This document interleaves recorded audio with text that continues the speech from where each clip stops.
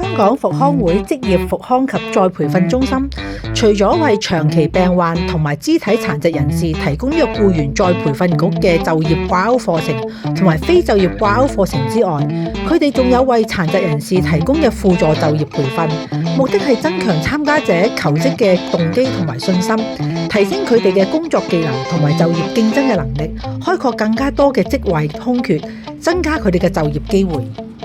輔助就業主要係為年滿15歲以上、有自我照顧能力、具有自理能力嘅殘疾人士而設嘅。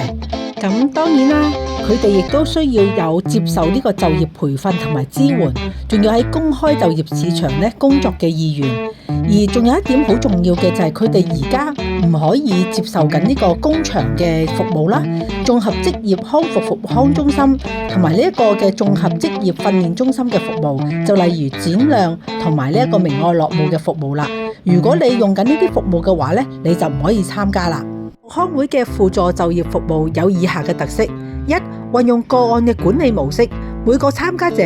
都有社工或者輔導員跟進。第二係提供以國際功能、殘疾同健康分類嘅 ICF 系統為本嘅專業評估。第三係提供全方位嘅職涯規劃，適時提供就業輔導同埋情緒支援嘅。第四係針對參加者嘅能力同埋佢就業嘅取向，提供多元化嘅職前培訓同埋工作嘅體驗。例如，佢哋會為缺乏工作經驗同埋信心嘅參加者提供3個月嘅工作實習，每個月可以得到呢一個津貼係2000蚊嘅。咁第二咧就係透過補助鼓勵呢個僱主咧聘請參加者，發放呢個長期6個月嘅工資補助，而個津貼額咧最高咧係24000蚊嘅。如果參加者能夠成功入職嘅話，參加者係可以獲得為期12個月嘅就業跟進服務。